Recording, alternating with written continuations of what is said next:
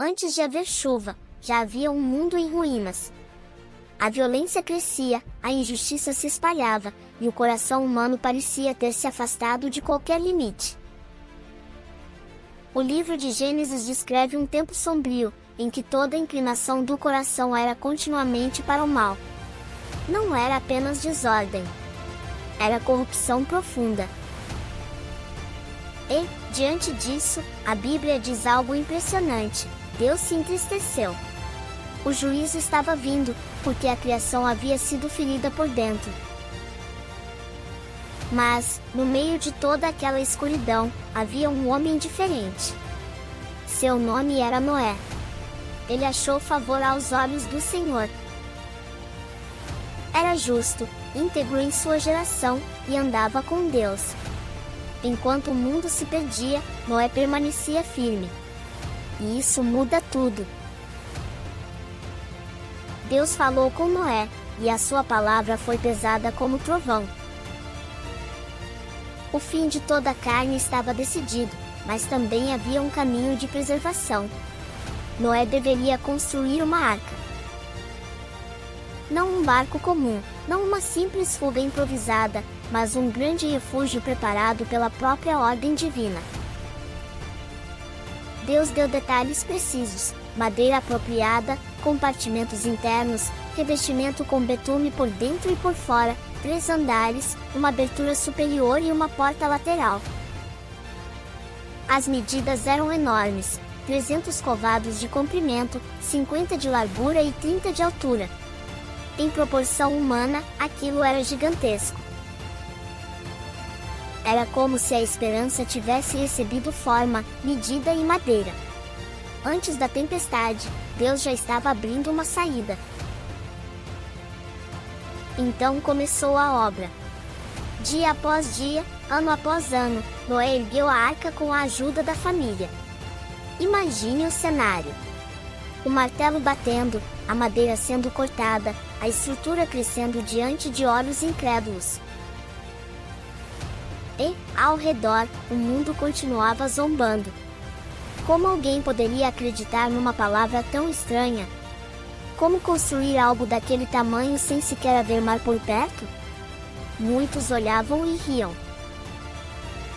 Mas Noé não estava seguindo a opinião da multidão. Ele estava obedecendo a Deus. E a obediência, às vezes, parece absurda até o instante em que se revela como salvação. Cada tábua colocada dizia a mesma coisa: Deus falou. Cada camada concluída dizia a mesma coisa: a fé persevera. Cada dia de trabalho anunciava que a misericórdia já estava em movimento. E então veio a parte que muitos esquecem. Os animais começaram a chegar. Não foi um detalhe pequeno, foi um sinal de que a criação inteira estava sendo preservada. Vieram casais de toda espécie, e também 7 pares dos animais considerados puros, além das aves. A variedade da vida entrou naquela arca como uma procissão silenciosa.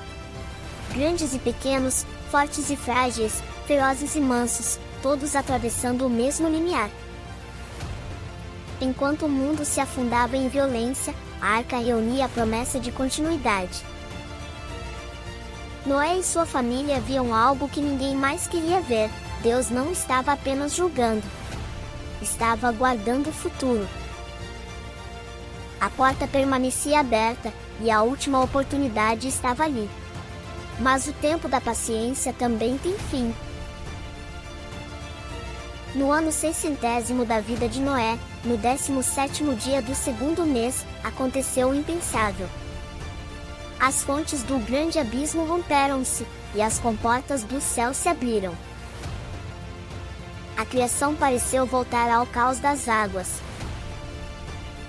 A chuva desceu por 40 dias e 40 noites, mas o texto bíblico vai além disso: as águas prevaleceram sobre a terra por 150 dias. Não foi uma tempestade comum. Foi um colapso do mundo conhecido. As montanhas desapareceram.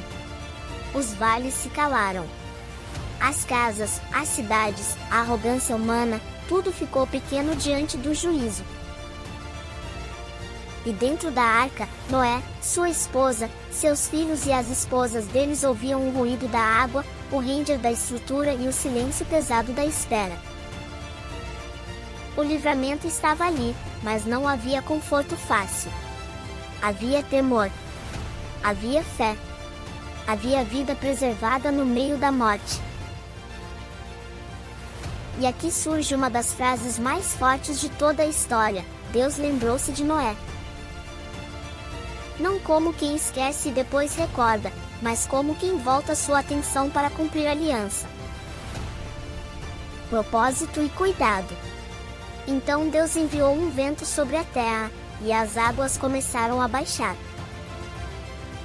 A arca repousou sobre os montes de Ararat no 17º dia do 7º mês. Ainda assim, o descanso não significava saída imediata. Noé esperou. A esperança verdadeira também sabe esperar. Depois de algum tempo, ele soltou um corvo. Depois, enviou uma pomba. A primeira vez, ela voltou sem encontrar repouso. A segunda, regressou com uma folha de oliveira no bico. Que imagem poderosa! Uma folha. Um pequeno sinal. Mas, naquele instante, era o anúncio de que a terra voltava a respirar. Depois de mais 7 dias, a pomba foi enviada outra vez e já não voltou.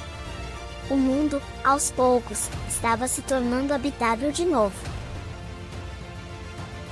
Ainda assim, Noé não saiu correndo. A espera continuou até que a terra estivesse realmente seca. Houve um tempo longo de confinamento, de reflexão e de dependência. Mais de um ano se passou entre a entrada e a saída. É difícil imaginar aquela arca como apenas um abrigo. Ela foi também um lugar de disciplina, de convivência, de confiança e de aprendizado. A sobrevivência não apagou a memória do juízo. Ela a preservou. Quando, finalmente, as portas se abriram e Noé saiu com sua família e com todos os animais, o primeiro impulso não foi construir uma casa, nem plantar um campo. Foi adorar. Noé edificou um altar ao Senhor e ofereceu holocaustos com animais puros. A gratidão veio antes da reocupação do mundo. O recomeço começou com reverência. Então Deus falou de novo. E o que saiu da sua boca foi promessa. Ele declarou que não tornaria a amaldiçoar a terra daquele modo, nem destruiria novamente toda criatura viva por meio de um dilúvio. As estações continuariam. Semeadura e colheita, frio e calor, verão e inverno, dia e noite permaneceriam. O juízo não teria a última palavra. A misericórdia também fazia parte da história. Deus estabeleceu uma aliança com Noé, com sua família e com toda criatura viva. Não era um pacto pequeno. Era universal. E junto com essa aliança vieram limites, dignidade e responsabilidade. A vida deveria ser respeitada. A terra deveria ser multiplicada. O sangue não seria tratado como algo comum. Depois do caos, Deus estava ensinando novamente o valor da vida. E então apareceu no céu o sinal da aliança, o arco. O arco-íris não era só beleza.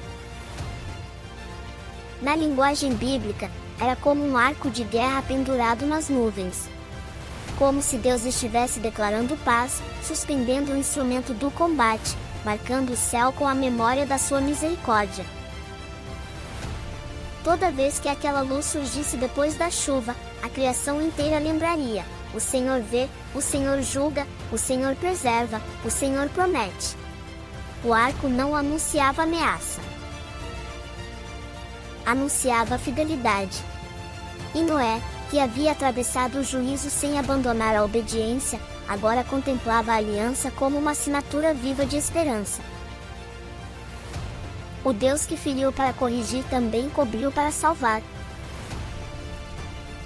Mas a história de Noé também nos deixa uma verdade profundamente humana. O dilúvio salvou a vida, mas não transformou automaticamente o coração humano em perfeição. Depois desse recomeço, surgem novas fragilidades, porque a batalha entre a obediência e a queda continua dentro da humanidade.